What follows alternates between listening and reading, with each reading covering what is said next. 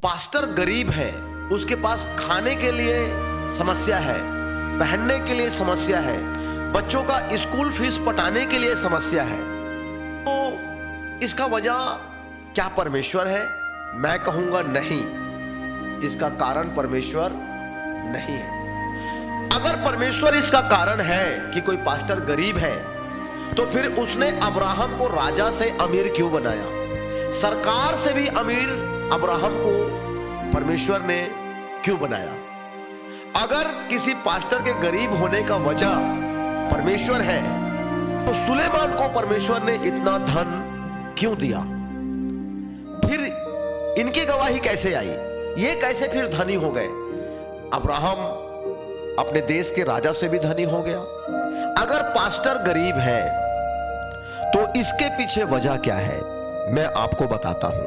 अगर एक विश्वासी गरीब है, एक क्रिश्चियन गरीब है, तो इसके पीछे वजह क्या है, मैं आपको बताता हूं। कि आपके प्रार्थना से आपका फाइनेंस कभी भी ब्लेस नहीं होगा। कर लो, आप जितना प्रार्थना कर सकते हो कर लो, कभी भी ब्लेस नहीं होगा आपका फाइनेंस, केवल प्रेयर से। मेरा परमेश्वर भी अपने उस धन के अनुसार जो महिमा सहित मसीह यीशु में है, तुम्हारी हर एक घटी को पूरी करेगा। तो आज परमेश्वर का दास आपको और मुझसे कह रहा है कि तुम्हारी हर एक घटी को महिमा सहित पूरी करेगा। महिमा सहित पूरी करने का मतलब क्या है? आपको परमेश्वर इज्जत के साथ आपको धन देगा। महिमा सहित पूरी करने का मतलब इज्जत भी देगा और धन भी देगा। आज अगर आप अपने किसी रिश्तेदार के पास 10,000 रुपया मांगो, तो पहला वो सवाल क्या करेगा, वापस कब करेगा, कब तक वापस देगा। अगर आप कहो कि बच्चे की तबीयत खराब है, भाई हॉस्पिटल में बच्चा एडमिट है, मुझे 10,000 की जरूरत है, मुझे प्लीज हेल्प कर दो, 10,000 रुपए दे दो मुझे, तो वो कहेगा यार ठीक है मैं 10,000 रुपए तुझे दे दूंगा, लेकिन अगले महीने मेरे ट्रैक्टर का किस्त है, किस्त पटाने के टाइम में मेरे को तो वापस कर देना। वो पहले ही आपको अपना जरूरत बता देगा कि उसको पैसा कब वापस चाहिए। भले वो झूठ बोल रहा हो, उसको ट्रैक्टर का किस्त नहीं पटाना होगा, फिर भी आपको कह देगा। पैसा अभी दिया नहीं है, लेकिन तगादा पहले कर दिया आपको, आपकी बेइज्जती पहले कर दी उसने, आपको पहले ही उसने नीचा दिखा दिया कि वो देगा लेकिन उसको वापस जल्दी देना है। वो पहले आपको बोल दिया। ये महिमा सहित हेल्प नहीं है। परमेश्वर ऐसा नहीं कह रहा है। परमेश्वर कह रहा है कि जब मैं तुझे दूंगा तो मैं वापस भी नहीं मांगूंगा। वो केवल तेरे लिए होगा, तेरे परिवार के लिए होगा, तेरे बच्चों के लिए होगा। तू कब मुझे देगा, ये मेरा सवाल कभी नहीं रहेगा। महिमा सहित तेरी हर एक घटी को परमेश्वर पूरी करेगा। ये पौलुस कह रहा है। क्यों कह रहा है मालूम है? पौलुस कह रहा है मुझे दान नहीं चाहिए, मुझे तुम्हारा दशवांश नहीं चाहिए, लेकिन इसलिए चाहिए ताकि तुम्हारा फल बढ़ता जाए, तुम्हें लाभ हो, तुम्हारे ये गरीबी के बंधन टूटे, तुम्हारी जरूरतें स्वर्ग से पूरी की जाए। बाइबल कहती है आकाश के पक्षियों को देखो, वे ना बोते हैं, ना काटते हैं, ना खत्तों में बटोरते हैं, फिर भी तुम्हारा स्वर्गीय पिता उन्हें खिलाता है। आकाश के पक्षियों को देखो। तो जिस परमेश्वर ने आकाश के पक्षियों को खिलाने का ठेका लिया है, जिस परमेश्वर ने समुद्र की मछलियों को खिलाने का ठेका लिया है, क्या वो परमेश्वर हमको खिलाने का ठेका नहीं लिया है? लिया है, खिला रहा है। आप भी खा रहे हैं, मैं भी खा रहा हूं, कोई भूखा पेट नहीं सो रहा है। लेकिन आज स्थिति क्या है? आज आपकी जरूरतें पूरी नहीं हो रही हैं। आपको खाना मिल रहा है, तन ढांकने के लिए कपड़े मिल रहे हैं, लेकिन आपका कोई शौक पूरा नहीं हो रहा है।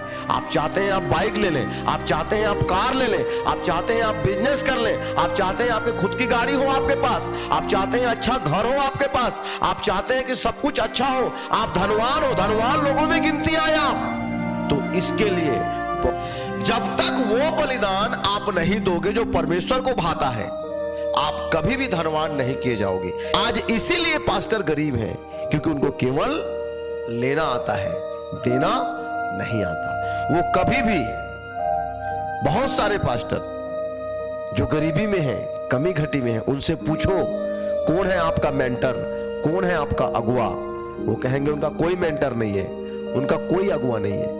उनको पूछो क्या आप दशमांश देते हो, तो बोलेंगे नहीं पास्टर दशमांश लेते, दशमांश दे नहीं। यही वजह है कि आज पास्टर गरीब है, यही वजह है पास्टर कमी घटी में है, यही वजह है आज विश्वासी भी कर्जे में है, यही वजह है कर्जे का बंधन उस विश्वासी के जीवन से नहीं टूट रहा है। उनसे मैं पूछता हूं क्या आप दशमांश देते हो, तो वो कहते हैं पास्टर जी हमारी जरूरत है, पूरा नहीं होते तो हम दशमांश कहां ले दी।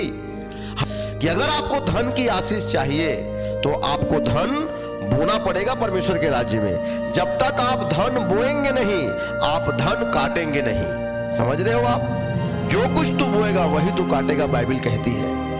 बोने का भी सीजन है, काटने का भी सीजन है। आपको बोना होगा अगर आप काटना चाहते हैं तो। अगर आप धन की आशीष काटना चाहते हैं, आपको धन बोना होगा। जब तक आप धन की आशीष काटने के लिए धन नहीं बोएंगे, आप धन की आशीष कभी नहीं काट पाएंगे, कभी भी नहीं काट पाएंगे। फिर वही होगा, फिर आप रहेंगे तो प्रभु में, लेकिन गरीबी के साथ। जानते हैं यीशु मसीह को? हाँ जानते हैं। बपतिस्मा ले लिया? हाँ ले लिया। चर्च जाते हैं? हाँ जाते हैं जी। बाइबल पढ़ते हो? हाँ जी पढ़ते हैं। फास्टिंग रहते हो? हाँ जी रहते हैं। फिर इतनी गरीबी, इतना कर्जा कैसे तुम्हें? अजी परमेश्वर की मर्जी पूरी हो। परमेश्वर की मर्जी नहीं है आप कर्जे में रहो, परमेश्वर की मर्जी नहीं है आप दुख में रहो, कमी घटी में रहो, आपके बच्चों का स्कूल का फीस ना पटे, खाने के लाले हो, अच्छे कपड़े ना हो, आपके पास अच्छे घर ना हो। ये परमेश्वर की मर्जी नहीं है। परमेश्वर ने कहा मैं तुझे बेस्ट दूंगा, बेस्ट दाखरस, बेस्ट गेहूं, बेस्ट अनाज, हर चीज बेस्ट दूंगा तुझे। आपको परमेश्वर ने राजा कहा है। राजा, राजा का बेटा राजा होता है और राजा गरीब नहीं होता। परमेश्वर परखता है, चेक करता है तू किससे ज्यादा प्यार करता है, मुझसे या पैसे से। परखता है परमेश्वर, विश्वासी को परखता है, अपने सेवक को परखता है, पास्टर को परखता है, चेक करता है वो किससे प्यार करते हो आप। बेस्ट भेंट देने का मतलब क्या है? परमेश्वर के सामने अपने प्रेम को प्रकट करना। दशमांश देने का मतलब क्या है? परमेश्वर के सामने अपने प्रेम को प्रकट करना। आप दे करके ही अपने प्रेम को परमेश्वर के सामने प्रकट करते हो। यहोवा पिता ने अपने एकलौते बेटे को क्रूस में दे करके, संसार के लिए कुर्बान करके, उसने अपने प्रेम को प्रकट किया। जिस परमेश्वर को आप मानते हैं, जिस परमेश्वर को आप जानते हैं, उसने सबसे पहला भेंट दिया इस धरती के लिए अपना बेटा। हालेलुया। आज उसने अपना बेटा दे दिया। आज हमको जब देने की बारी आती है हम कुड़कुड़ाते हैं, हमको जब देने की बारी आती है हमको अखरता है, हमको दुख होता है, हमको तकलीफ होता है। हम दुनिया भर का फिर एक्सक्यूज निकाल लेते हैं, नए नियम में नहीं लिखा है, पुराने नियम में नहीं लिखा है। आज धन किसको नहीं चाहिए? सबको चाहिए, सबकी जरूरत है धन। रुपया, पैसा, सुख, संपत्ति, गाड़ी, घर, राशन, अनाज, सबकी जरूरत है। किसको नहीं चाहिए? लेकिन इसके लिए मेरे भाई, मेरी बहन, आपको बोना होगा। सारे पास्टर्स आप उनकी तरह मत रहो जो कहे कि पास्टर लेने वाला पास्टर लेता है, देता नहीं है। नहीं, पास्टर ज्यादा देता है, पास्टर ज्यादा देता है। देना तो शुरू करो प्रभु को। गरीबी में, कमी घटी में ये मत सोचो प्रभु अभी हमारे लिए ही हो रहा है, अभी प्रभु हमारी जरूरतें पूरी नहीं हो पा रही है, प्रभु हम कैसे दें, हमको देने योग्य बना। No no no no no, देने योग्य बना नहीं, आप देने योग्य हो। आप देखो तो देखो, बचाओ ना, थोड़ा दुख बर्दाश्त करो ना, थोड़ा कमी घटी में जियो ना परमेश्वर के लिए। वो देख रहे हैं ना। आप अपने बच्चे को कभी भूखे नहीं रहने दोगे। आप अपने बच्चे को नहीं चाहते कभी आपके बच्चे कपड़े फटे वाले पहने। आप कभी नहीं चाहते आपके बच्चे बासी खाना खाएं, वो भी नहीं चाहेगा। वो धर्मी पिता है। अगर आज आप गरीब हो, इसका मतलब परमेश्वर आपको गरीब नहीं रखा है। आप अपने वजह से गरीब, अपने हाथों की वजह से आप गरीब। जब आप परमेश्वर के राज्य में देना शुरू करोगे, आज पौधा रहेगा आपका बीज, कल झाड़ बनेगा, फूल लगेंगे, फल लगेंगे। जब उसका फल आपको आना शुरू होगा, दुनिया सस्ती लगनी शुरू हो जाएंगी। आप